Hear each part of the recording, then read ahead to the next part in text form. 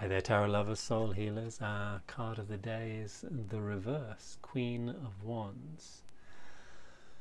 So the Shadow Queen of Wands, being the most inner, passionate, fiery, and very open, attractive queen, brings out the shadow of a lot of these qualities. And so one of her greatest qualities is her welcoming in of life, and her saying yes with those legs wide open, and her looking towards that light, the sun, for all that inspires her change and all that can bring into her life the gifts and the movements and the transformations that she really wants.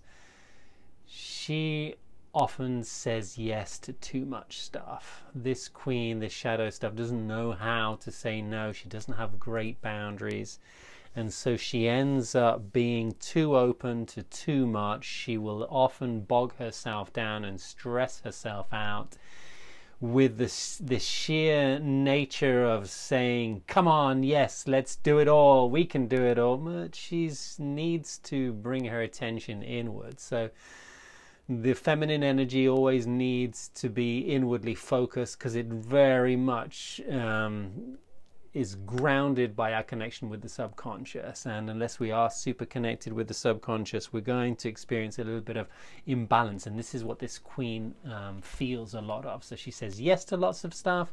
She gets out of balance because she tries to do too much. She's always trying to fix things on the outside and not really paying enough attention to fixing things on the inside. She'll project, and she's a very powerful queen, so she'll project this image of, and this is that part of us that tries to have this image of, hey, I'm incredibly powerful and wonderful and attractive, and look at me. But deep down she doesn't feel that attractive. Deep down she doesn't feel that happy with herself. And her worst nightmare is not feeling or being that attractive in general. And she will feel that too. She will feel that duality of sometimes being happy with who she is and sometimes not being happy with who she is. But she will have an image, or an ego image, of a powerful, fiery, passionate person, where on the inside she will feel a lot less confident, and realistically she won't feel as attractive, and she will manifest maybe some darker stories in her life. And this might be one of the themes of this queen, to attract into her life darker energy from other people and darker experiences in her life, which can teach her a lot about some of the darkness in herself that she's not really as open to look at and to dive into as she might profess to being. In one way, she might talk the talk, but she doesn't have really the inner confidence all the time, and sometimes that will be, a conflicting image story, because she wants so desperately to be this powerful woman that she naturally is, but there is a little bit of the need to dive into her darker stories and heal some of those stories, and not have to attract them in other people or other experiences coming into her life and causing shit for her, which is very easy to then to throw the blame out onto the world and be fiery and passionate and angry and jealous and may even mildly annoyed with the world.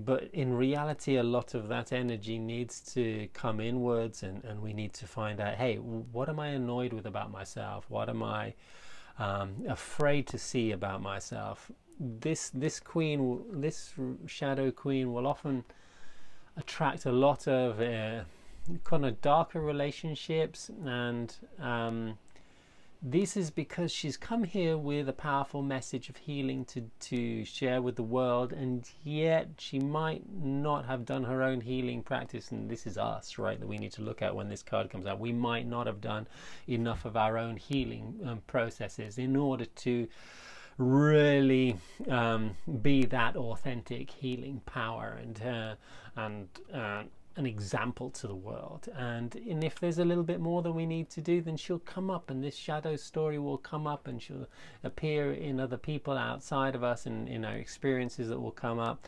And sometimes she has this tendency to be very pessimistic in the fact that because a lot of her relationships and experiences have especially the intimate ones, have been darker in nature, she thinks that's all that she deserves in some way, and she thinks that's all that she's going to get, and she actually probably is more comfortable with that in a way where we feel more comfortable with the known of having difficulty with expressing our sexuality, our passion, and our fire when it comes to intimacy stories.